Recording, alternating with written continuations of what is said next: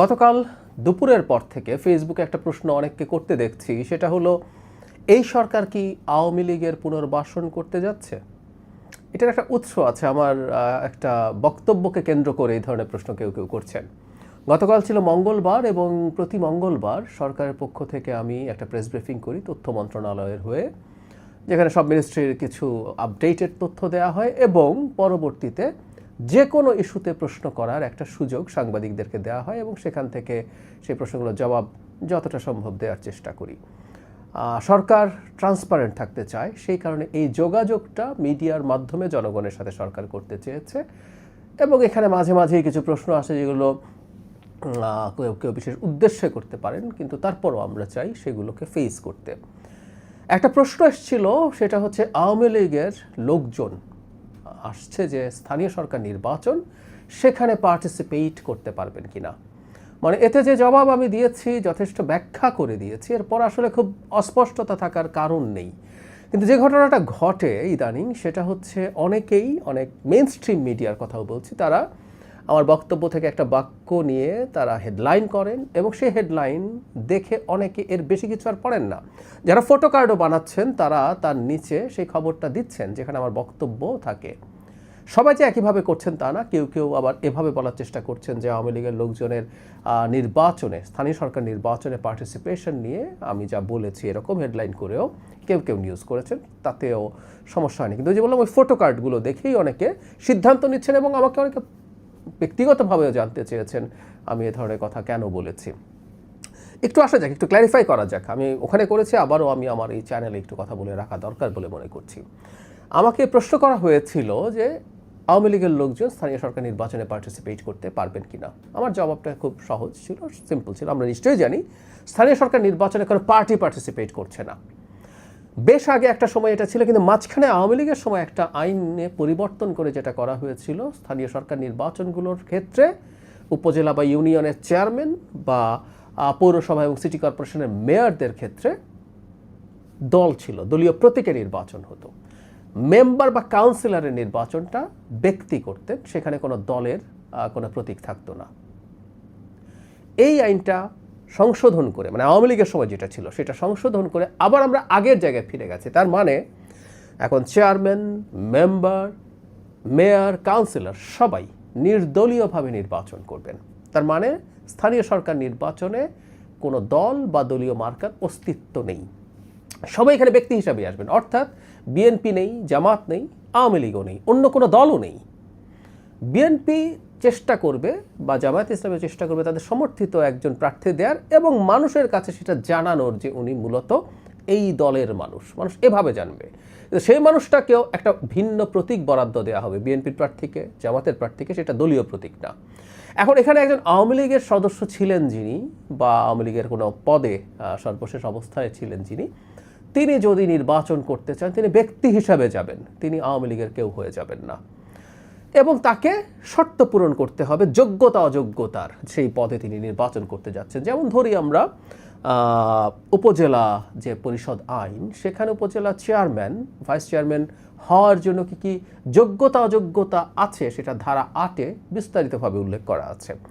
কোনো ব্যক্তি এই শর্তগুলো যদি ফুলফিল করার জন্য যা যা লাগবে সেটা, এবং যা থাকা চলবে না সেটা যদি তার না থাকে, তিনি সেটা করতে পারেন।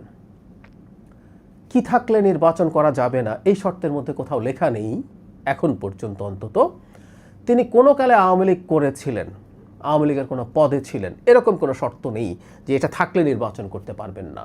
সো এই আইনটা যেটা আছে, যেটার ভিত্তিতে এই নির্বাচনটা হবে, অন্যান্য ক্ষেত্রেও একই কথাই, একই রকমই থাকবে।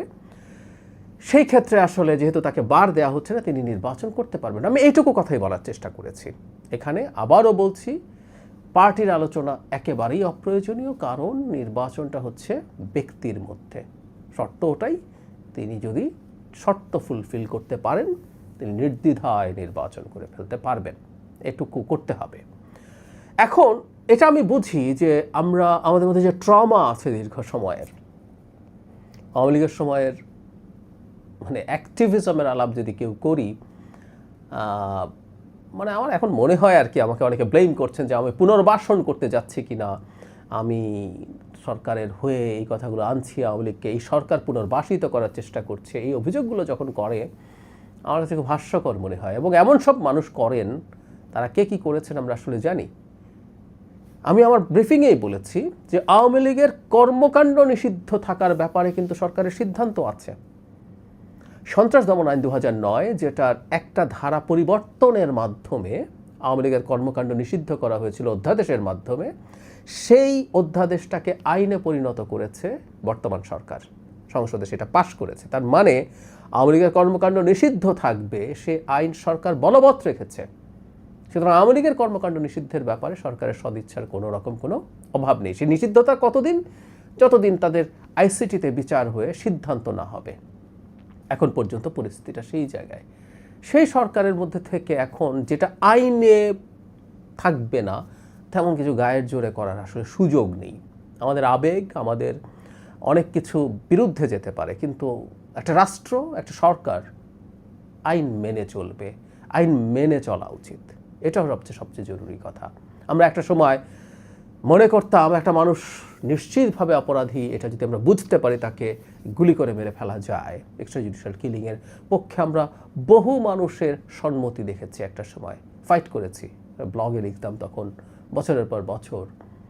সো আমরা ক্ষোভ থেকে, দুঃখ থেকে মাঝে মাঝে কোনো সিদ্ধান্ত নিতে পারি, ভাবতে পারি, কিন্তু রাষ্ট্র বা সরকার আইনের বাইরে যেতে পারে না।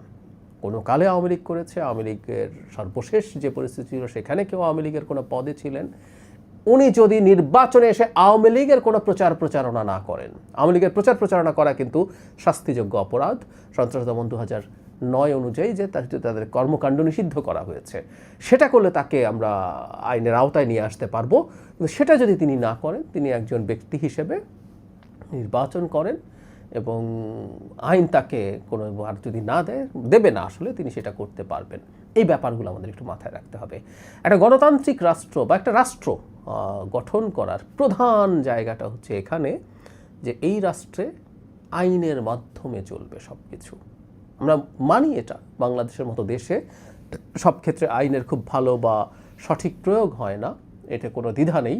কিন্তু আইনের বাইরে কোনো কিছু সরকার বা রাষ্ট্র করতে চাইবে, যেহেতু আমার ভাল লাগছে না, আরেকজনের ভাল লাগছে না, সেই জিনিসটা আসলে বলা ঠিক না। আমি আশা করি আপনারা ব্যাপারটা বুঝতে পারছেন।